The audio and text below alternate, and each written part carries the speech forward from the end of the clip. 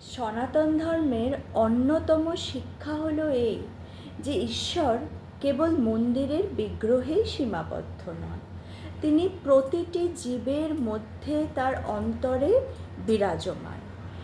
উপনিষদ এবং গীতাতেও বারবার বলা হয়েছে যে সমগ্র সৃষ্টি ব্রহ্মময়। তাই ক্ষুধার্ত মানুষের সাথে অসহায় অবলা প্রাণীর মধ্যে ঈশ্বরকে দর্শন করাই হলো প্রকৃত আধ্যাত্মিকতা।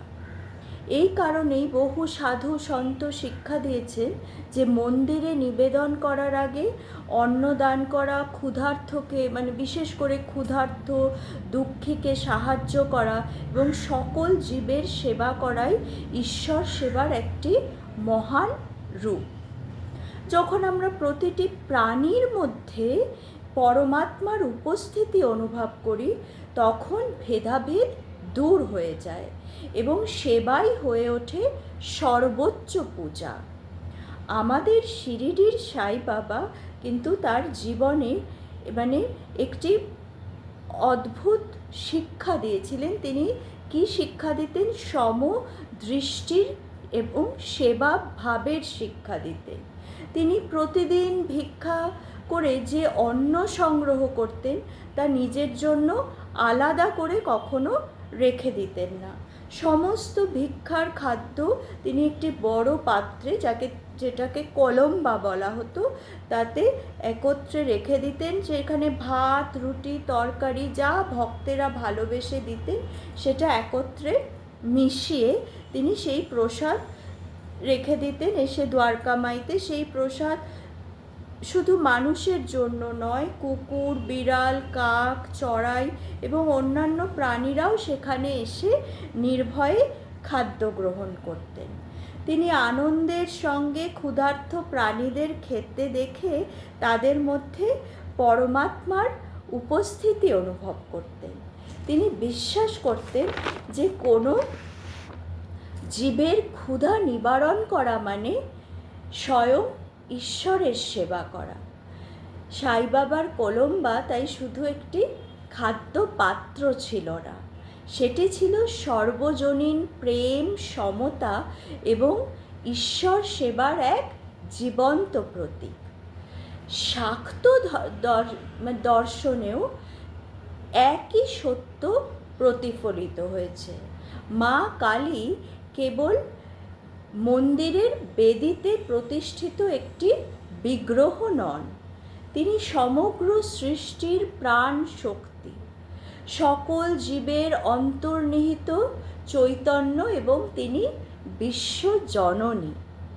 মায়ের দৃষ্টিতে মানুষ, পশু, পাখি, ধনী, দরিদ্র সকলেই সমান। ক্ষুধার্তকে অন্নদান, অসহায়কে সাহায্য এবং প্রাণীদের প্রতি করুণা প্রদর্শন, এই সবই মা কালীর চরণে অর্পিত এক একটি জীবন্ত পুষ্প। উদাহরণস্বরূপ একটি কাহিনী আপনাদের সঙ্গে শেয়ার করব। সংসারে তিতিবিরক্ত হয়ে জমিদার ঘরের সন্তান হরনাথ সাধনের পথে নেমেছিলেন। হরনাথ ছিল মাতৃভক্ত।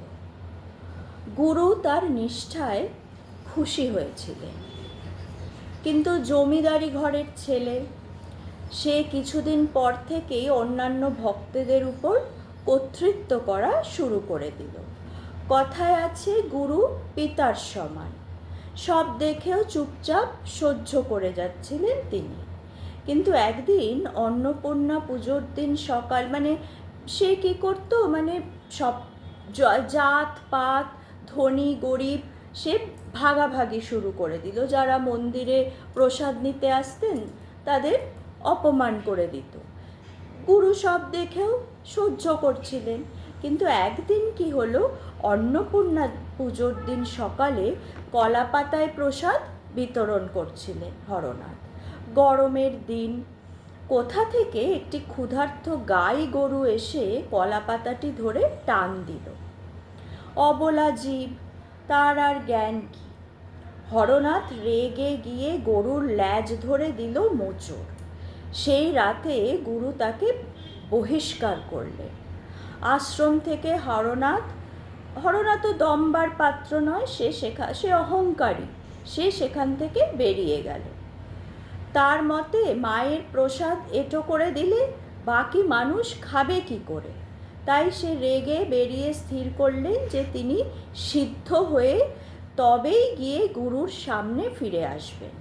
একটি চালায় মায়ের মূর্তি গড়ে এক আসনে এক মনে মন্ত্র জপ করে দিন রাত মায়ের নিজের মনের মতো করে রেঁধে 12 পদে ভোগ নিবেদন করে।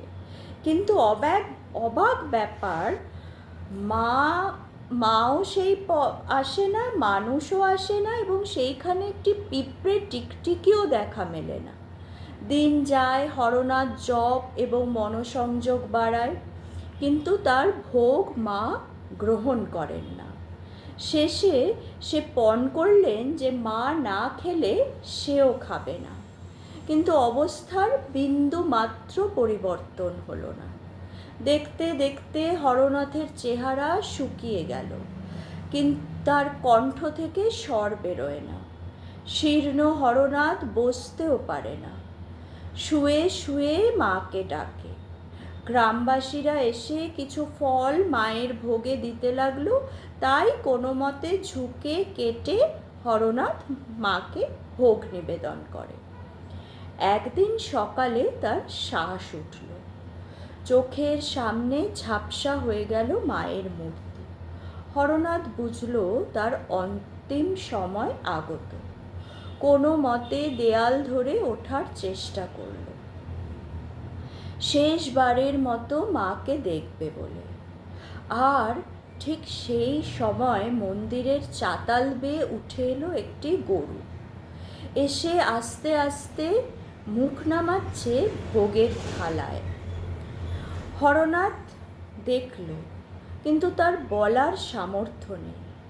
দুটো ফল রেখে বাকিটা চেটে পুটে খেয়ে বেরিয়ে গেল। হামাগুড়ি দিয়ে ছুটে সেই দুটি ফল খেয়েছিল হরনাথ। তার জপের ফল, নিঃস্বার্থ সমর্পণহীন ফল ওই অর্ধেকেই হয়, সম্পূর্ণে হয় না। তাই এতদিন তার সাধনা পূর্ণ হয়নি। বহুকাল পেরিয়ে গেছে। আচার্যদেব চলেছেন তীর্থযাত্রায়। পথের মধ্যে মাতৃমন্দির দেখে দাঁড়ালেন। এগিয়ে গিয়ে দেখলেন এক অপূর্ব দৃশ্য।